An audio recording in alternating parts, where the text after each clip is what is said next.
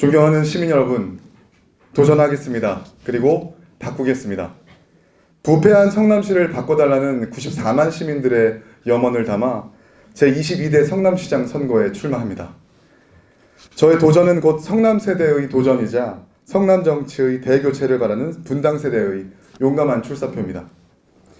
이곳 성남에서 저 이기인은 늘 싸우는 사람이었습니다. 세금을 낭비하는 전임시장의 부당한 행태들에 사사건건 목소리를 높였으며 잘못된 정책들에 대해선 엄하게 꾸짖었습니다. 그러면서도 끊임없이 성남 정치의 자성을 요구했습니다. 그래서 저는 싸워왔습니다.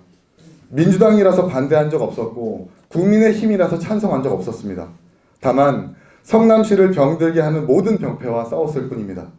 네, 제 눈에 보이는 모든 것이 개혁의 대상이었습니다. 그래서 저는 저의 싸움을 멈출 수 없었습니다. 바뀌어야 합니다. 먼저 삐뚤어진 공보관행부터 바로잡겠습니다.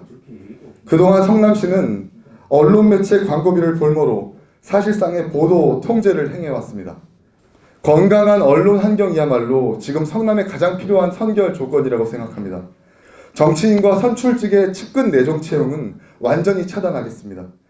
전임 시장들이 금기시했던 것들, 시민에게 행복을 줄 수 있는 정책이라면 앞장서서 추진하겠습니다. 도시기본계획 같은 법정 계획만 하염없이 기다릴 수는 없습니다. 성남형 신속통합기획으로 본도심의 남은 재개발 구역과 분당의 재건축 단지들에 대한 신속한 주거환경 개선 가이드라인을 제시하겠습니다. 광역교통망 신설에 사활을 걸겠습니다. 성남시의 잘못된 수의계약 관행도 대대적으로 뜯어붙이겠습니다. 성남의 인권유린 사건은 다시는 일어나서는 안 될 것입니다. 성남의 행정입원 문제와 유사 사례들의 과정들을 살펴보고 모두 공개하겠습니다.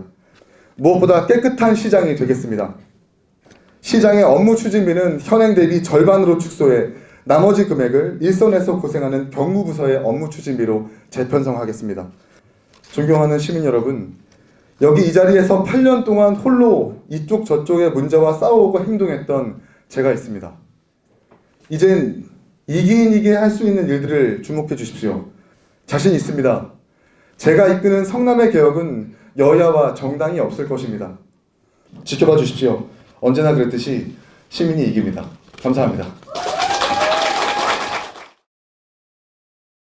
네, 여러분 여론조사 지지율을 보셔서 아시겠지만 제가 지지율 3% 웃으시라고 말씀드렸고요.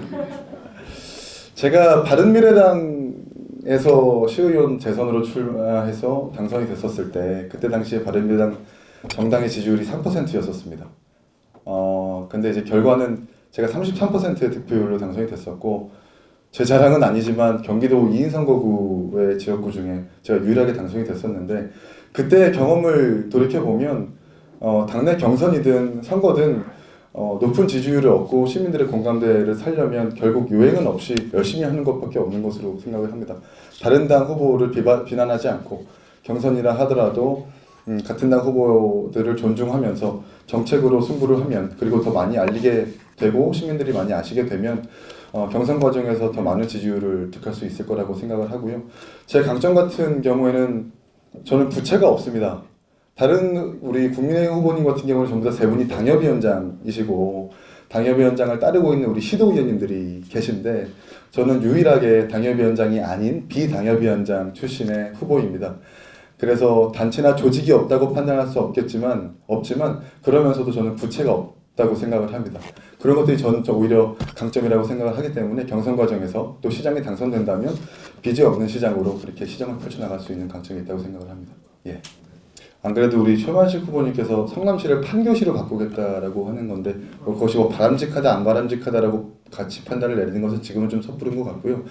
제가 출마 선언문을 보셔서 아시겠지만 성남시의 문제들을 먼저 나열하고 다른 후보들처럼 그럴듯한 비전과 아름다운 말들을 열거하지 않았던 이유는 지난 대선 국면에서 수많은 국민들이 성남의 문제점들을 적나라하게 들여다보셨고 그리고 성남에서 있었던 대장동 개발 때문에 성남을 위해 일했던 직원 2명이나 스스로 목숨을 끊었던 상황에서 그 어떤 비전이 이런 부실한 반석 위에 세워질 수 있겠는가라는 생각을 하게 됐습니다. 그래서 제가 출마 선언문 끝에 머리에도 비전은 차츰차츰 공개한다고 했었고, 지금은 성남의 문제를 어떻게 해결할 것인가, 문제 지적과 문제 인식부터 따라야 한다고 생각을 했기 때문에 이렇게 출마 선언문을 작성했고요. 판교시로 명칭을 변경하는 것은 도시의 브랜드 가치를 높이겠다는 취지로는 이해가 되나 다소 성남 지역 시민들의 정서를 담지는 못하는 공약이라고 생각을 합니다. 구체적으로 더 성남 지역의 비전들은 차츰차츰 공개해 나가겠습니다. 네. 우선 국민의힘과 맞지 않다, 탈당을 하셔야 된다. 그건 이제 제가 칭찬으로 듣겠습니다. 국민의힘이 볼 수 없는 그 외연의 확장, 그리고 다양성을 추구할 수 있는 후보라고 여겨져서 그렇게 보시는 것 같은데, 국민의힘에도 쓴소리할 수 있는 후보 그리고 시장이 필요하다고 판단을 하기에 저는 그것을 칭찬으로 받아들입니다. 이제 불안하다, 공무원들이 많은 불안감을 갖고 있다고 말씀하셨는데, 시장의 안정감, 정치인의 안정감은 정치인의 크기나 무게에 따라서 결정되는 것은 아니라고 생각합니다. 결국 이제 그 시장에 대한 믿음, 그리고 예측 가능한 정책과 정치를 펼치는 것인가, 불의를 보면 목소리를 내는 그런 예측 가능성, 이런 것들이 어떤 후보나 시장의 안정감과 신뢰를 이뤄내는 요소들이라고 생각을 하는데, 그 점에 있어서는 제가 8년 동안 부끄럽지 않은 의정활동의 시간을 보냈기 때문에 제가 적임자라고 자신합니다. 감사합니다. 제가 또 출마 선언문에 적었듯이 기회의 도시라는 성남에 대한 비전에 대한 것들, 그리고 수정중원, 100만 도시 특례시라든지 교통망 확충이라든지 이런 것들은 제가 차츰차츰 공개를 해 나갈 것이고요. 통합의 가치가 굉장히 중요합니다만, 통합도 불안하고 좀 금이가 있는 반석 위에 세워지면 안 된다라고 생각을 하기 때문에 오늘 선언문에서 좀 이렇게 강한 어조로 제가 말씀을 드렸습니다. 잘 새겨 듣겠습니다. 네, 우선은 유승민 의원님 경선 과정에서 이제 제가 대변인을 지냈었고, 그 경선이 끝난 후에는 이제 윤석열 대통령 후보의 청년보부 수석 대변인을 지냈습니다. 개파라고 할 수도 있겠지만 사실 저는 그렇지 않다고 보는데, 윤석열 경선 과정이 끝나고 나서 윤석열 후보의 청년본부 수석 대변인을 수락하면서 그 전에 우리 유승민 전 의원과 논의를 했습니다. 어쨌든 경선은 끝났고, 또 대한민국의 어떤 정권 교체와 어떤 삐뚤어진 어떤 이런 잘못된 정치들을 바로잡기 위해서 윤석열 후보의 대통령 후보 이 청년본부 수석 대변인을 맡겠습니다라고 하니까 기꺼이 나가서 도와줘야 한다라고 말씀을 해주셨고, 또 좋은 기회가 있을 때 본인도 합류하겠다고도 이렇게 말씀을 또 해주셨습니다. 그리고 도지사 출마에 대해서는 아직까지 이번 주 내로 출마를 한다 혹은 이런 것들을 결정하겠다는 보도가 지금 이어지고 있는 것으로 알고 있는데, 그 부분을 좀 기다려야 되는 것 같고요.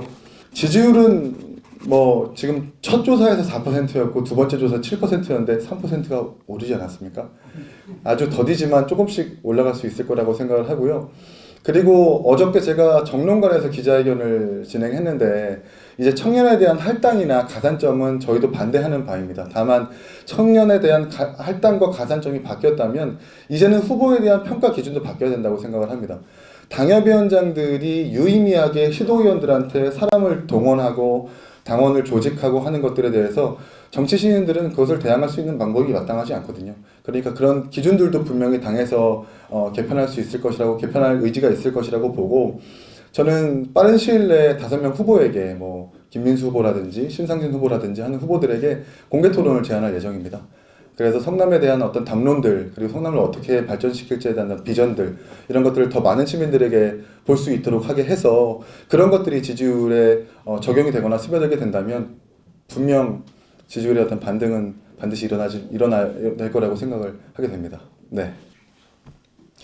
성남시 제가 이제 어떻게 의정활동을 해왔는지에 대한 부분들을 여쭤보시는 것으로 받아들입니다. 기사를 보셔서 아시겠지만 제가 경험이 부족하다는 분들도 계신데, 노동운동가 출신의 시장은 부정채용이라는 비리를 저질렀고, 또 법조인 출신의 시장은 대장동 비리를 설계했습니다. 저에게 그런 경험은 없습니다. 저에게 그런 걸 기대하시면 안 됩니다. 다만 저한테는 2014년 성남시의회의 상임위원회 회의가 깜깜이 회의였습니다. 아무런 생중계 방송도 없었었고 시민들이 확인할 수 없었는데, 그것들이 필요하다고 말했던 불굴의 용기가 저에겐 있다고 판단을 했고, 그리고 8년 내내 성남시의회의 구성원으로서 시의회가 여전히 시민들의 신뢰를 받지 못한다고 판단해서 한 번도 해외 연수를 가지 않았습니다. 모든 비용들을 반납했고 또 인상된 의정활동비들은 모두 반납했습니다. 그것들이 저희 자랑이 아니라 지방자치의 자성을 요구하는 저희 방식 중에 하나였습니다. 이러한 결기와 각오로 성남시장에 임한다면 지금 뒤틀려 있는 그리고 아주 전 국민들이 알고 있는 부정부패의 성남시가 조금은 깨끗해질 수 있지 않을까라는 생각에서 제가 출마의 의지를 다지게 된 것도 있습니다. 네, 이 정도로 하겠습니다.